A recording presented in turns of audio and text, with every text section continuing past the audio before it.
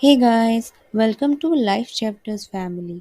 आज हम Ikigai book का फर्स्ट चैप्टर कवर करेंगे and the chapter is the art of staying young while growing old. सबसे पहले समझते हैं कि एकिगाई है क्या। एकिगाई एक जापानीज वर्ड है जो दो वर्ड से मिलकर बना है। फर्स्ट वर्ड का मतलब है लाइफ और second word is to be worth while. Simple language में समझें तो एक ऐसी लाइफ जो प्रॉफिटेबल हो। जैपनीज के अकॉर्डिंग हर एक व्यक्ति की एक ही गाय होती है। कुछ लोग उसे फाइंड कर लेते हैं और एक्स्ट्रा ऑर्डिनरी बन जाते हैं और कुछ लोग उसे फाइंड ही नहीं कर पाते। एक ही गाय कोई ऐसी चीज़ नहीं है जो आप बाहर से कहीं देखें या बाहर से कहीं मिले। एक ही गाय आपके अंदर होती है और उसे पाने के लिए आपको एक पेशेंट रिसर्च की ज़रूरत होती है। दुनिया के सबसे ज़्यादा सेंटेनेरियंस मतलब वो लोग जो 100 साल से ऊपर हैं, वो जापान के ओकिनावा आइलैंड में रहते हैं। और ऐसा नहीं है कि ये लोग बहुत बड़े बैंकर्स हैं या फिर कंसल्टेंट्स हैं या फिर सेल्समैन हैं। बहुत ही सिंपल से लोग हैं और अपनी लाइफ को भी बहुत सिंपल तरीके से जीते हैं। ऑथर ने एक ही गाय को वेन डायग्राम के थ्रू समझाया है। कोई काम आपको करना पसंद है और दुनिया को उसकी ज़रूरत है, वो है मिशन। उस काम के लिए आपको पे किया जा रहा है और दुनिया को उसकी ज़रूरत है, वो है वोकेशन। आप उस काम में अच्छे हो और उसके लिए आपको पे किया जा रहा है, वो है प्रोफेशन। आपको वो काम करना पसंद है और आप उसमें अच्छे भी हो, वो है पैशन। अब पैशन, मिशन, वोकेशन और प्रोफेशन इन चारों के इंटरसेक्शन से बनता है एक ही गाय। अब इस एक ही गाय को हम एग्जाम्पल के थ्रू समझेंगे। महेंद्र सिंह धोनी सब लोग इन्हें बहुत अच्छे से जानते हैं। इनके पास रेलवे में गवर्नमेंट जॉब थी, लेकिन फिर भी ये खुश नहीं थे क्योंकि इनके पास केवल प्रोफेशन और वोकेशन ही था। इसलिए इन्होंने अपना पैशन चुना और क्रिकेट में आए। क्रिकेट दुनिया को देखना पसंद है और इन्हें क्रिकेट पसंद है, इसलिए वो है इनका मिशन। उसके लिए उन्हें पैसे भी मिलते हैं और दुनिया को क्रिकेट देखना भी पसंद है, तो वो है वोकेशन। ये उसमें बहुत अच्छे भी हैं और पैसे भी मिल रहे हैं, तो प्रोफेशन। अब इन्हें खेलना भी बहुत अच्छे से आता है और उन्हें पसंद भी बहुत है, तो ये है पैशन। इस तरीके से उन्होंने अपनी एक ही गाय को फाइंड किया और आज एक एक्स्ट्रा ऑर्डिनरी पर्सन है और लाइफ में एक्स्ट्रा ऑर्डिनरी चीज़ें अचीव कर रहे हैं। What ever you do, don't retire. जो भी करो उसे कभी रिटायर मत हो। क्लियर एक ही गाय होना मतलब आपके पास सेटिस्फेक्शन है, हैप्पीनेस है, मीनिंग है लाइफ में। एक सरप्राइजिंग चीज़ नोटिस करने वाली है कि जापान में सभी लोग एक्टिव रहते हैं जब तक उनकी हेल्थ उनको अलाउ करती है। वो कभी रिटायरमेंट नहीं लेते हैं, बल्कि रिटायरमेंट जैसा वर्ड उनके यहाँ है ही नहीं जिसका मतलब ये हो कि आप अपनी हेल्थ के लिए रिटायर हो जाओ। जब तक उनकी हेल्थ अलाउ करती है, वो अपने पैशन को फॉलो करते हैं, अपने काम से कभी रिटायरमेंट नहीं लेते। 100 साल से ज़्यादा जीने वाले ओकिनावा के लोगों पर स्टडीज़ की गई और ये मिला कि ये लोग एक्स्ट्रा ऑर्डिनरी होते हैं और इनमें कई सारे इंटरेस्टिंग फैक्ट्स भी मिलते हैं। जैसे ये लोग ज़्यादा जीने के साथ साथ क्रोनिक इलनेसेस से भी दूर रहते हैं, जैसे cancer, heart disease, inflammatory disorders. इन लोगों की हेल्थ दुनिया के यंग लोगों से भी अच्छी होती है। इन लोगों में ब्लड में बहुत ही कम फ्री रेडिकल मिलता है। फ्री रेडिकल सेलुलर एजिंग के लिए भी रिस्पॉन्सिबल होता है।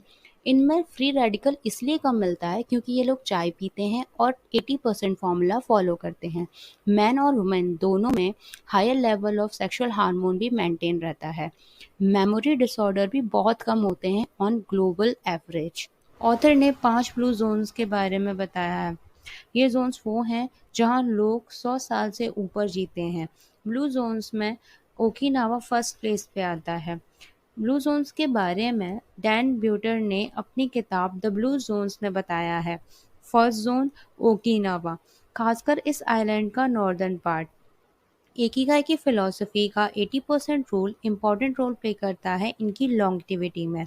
यहाँ के लोग डाइट में वेजिटेबल्स और टोफू और खाना छोटी प्लेट में सर्व करते हैं। सेकंड प्लेस पे आता है इटली का सार्डिनिया। यहाँ के लोकल्स बहुत सारी वेजिटेबल्स और 1 या 2 ग्लास वाइन के डेली लेते हैं। ओकिनावा की तरह यहाँ के लोग भी कम्युनिटी में रहते हैं जो इनकी लॉन्गेविटी में हेल्प करती है। थर्ड प्लेस पे आता है कैलिफोर्निया का लोमा लिंडा। जो यहाँ पर रिसर्चर्स बताते हैं यहाँ के लोग भी 100 ईयर्स तक जीते हैं। फोर्थ प्लेस पे आता है कोस्टा रिका का निकोया पेनिनसुला। यहाँ के लोकल्स बहुत ही एक्टिव रहते हैं। 90 के बाद भी लोग 5:30 पे उठकर खेतों में काम करने चले जाते हैं। फिफ्थ प्लेस पे आता है ग्रीक का इकारिया आइलैंड। टर्की के पास का हर तीसरा व्यक्ति 90 ईयर्स तक का है। अगर अमेरिका के से कंपेयर करें तो वहाँ पर केवल 1% पॉपुलेशन ही 90 ईयर्स की है। इसलिए इस आइलैंड का निकनेम भी the islands of long life पड़ गया है और इसका रीज़न ये है इनकी लाइफस्टाइल। जापान में एक कॉमन सेइंग है हारा हाजी बू, जो खाना खाने के पहले और खाना खाने के बाद बोली जाती है।